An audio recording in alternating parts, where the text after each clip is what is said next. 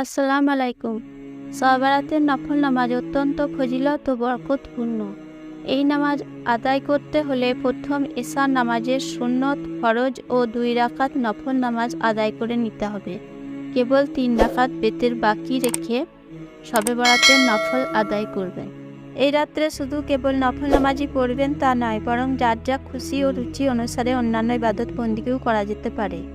যেমন কোরআন শরীফ তেলাওয়াত করা, জিকির আজকার, মুরাক্কাবা মুসাহাদা করা, দোয়া দরুদ পাঠ করা, তাসবিহ তাহলিল পাঠ করা, এই দিনে দান খয়রাত করা, সুন্নত তরিকা মোতাবেক মিষ্টান্ন খাবার বিতরণ করা, তালিম তাহাজ্জুদ দান করা ইত্যাদি। সমস্ত রাত ইবাদত বন্দিগি দ্বারা অতিবাহিত করায় খুব ফজিলতের কাজ। এই রাত খুব ফজিলত ও মর্যাদাপূর্ণ লাভের রাত, তাই এই রাত্রে বাজি পটকা ফোটানো, বেহুদা মোমবাতি জ্বালানো বেদাত কাজ।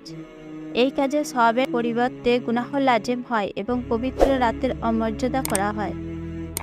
হল কথা, ইবাদত করতে গিয়ে আল্লাহর গজবকে ডেকে আনা কিছুতেই সঙ্গত নয়, আর এই সকল কাজ অপচয় ছাড়া আর কিছুই নহে।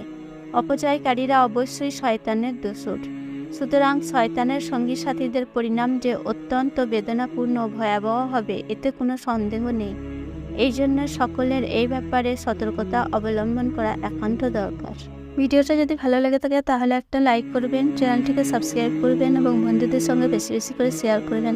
আল্লাহ হাফেজ।